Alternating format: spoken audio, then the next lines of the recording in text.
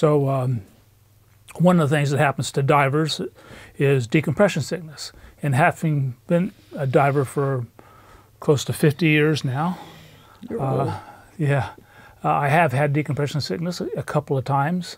Most of those instances were very minor and didn't really require much in the way of treatment. But I did get a rather severe decompression sickness hit during a deep dive when we were filming scientists working at, well below 350 feet and in Fiji.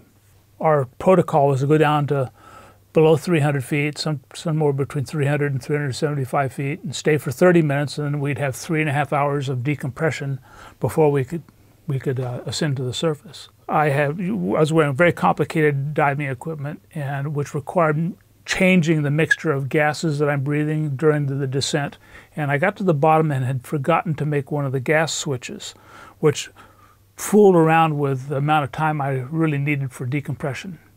I didn't really know it at the time, and I didn't think it was very significant because I caught the mistake like 14 minutes into the dive. But on the way back, to, going through the decompression stops, which started at like 160 feet and then every 10 feet on the way up, I got to the 50-foot decompression stop and got absolutely severe pain in my back and abdomen, paralyzing pain. And at first I thought, well, I must have eaten something horribly wrong. But as it got worse, the pain kind of wrapped around my chest and my back, and it's almost like somebody sticking, claws into my back along my spine. And I realized I had decompression sickness.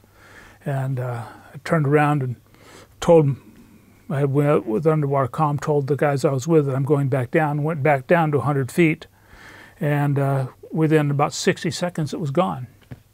And then I resumed coming back up, doing my decompression, and made it all the way to the surface without any problems. And at that point, being in a classic case of denial, I decided it never really actually happened. And it actually ended up making 2 other dives later in the day. But that evening, as we were putting our camera gear together away because it was the last day of the trip, my right leg started to go numb on me, and we realized that I was in worse shape than I thought.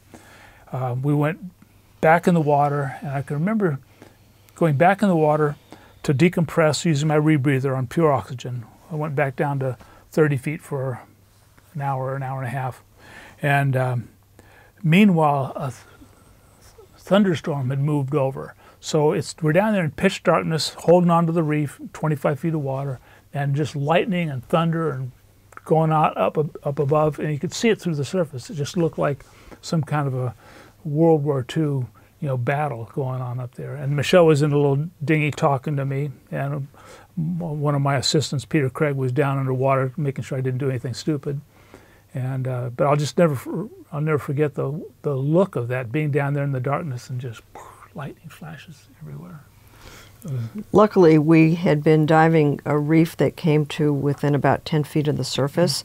So when we realized that Howard needed to go back down for in-water recompression, because we were miles. We were, I think, 12 hours from motoring from shore to get him to a chamber. And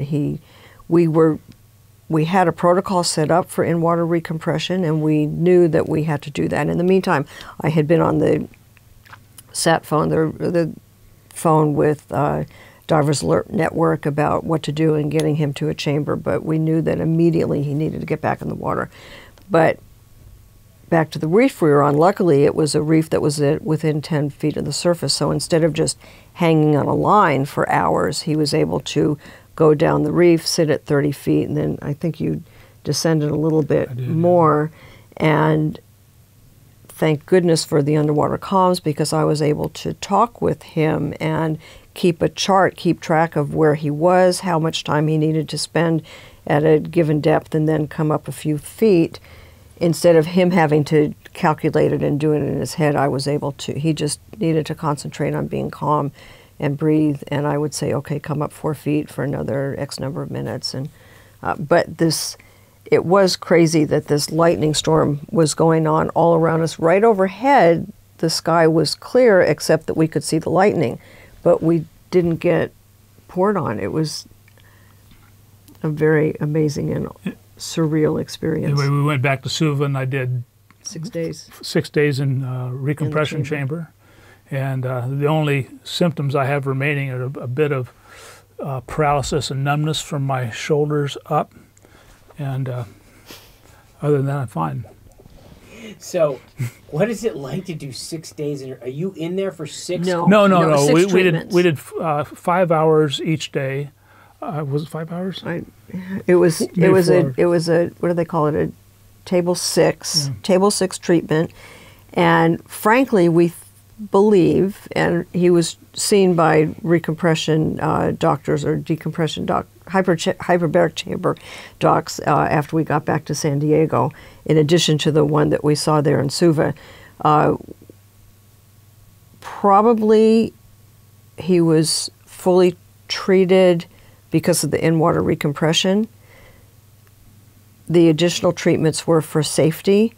It was sort of like if you hit your elbow and you hit what they call the funny bone, or something, and it's bruised and it hurts for a little bit beyond that because it was bruised.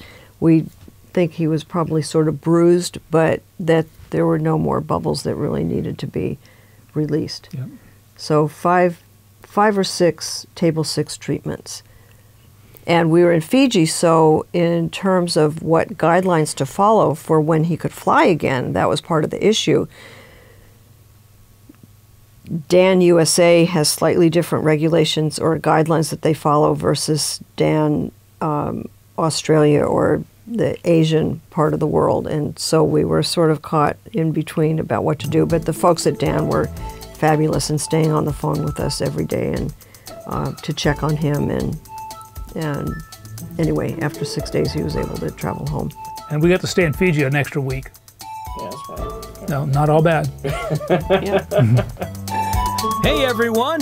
Thanks for watching our latest episode all the way to the end. Hit that subscribe button now so you won't miss our next episode.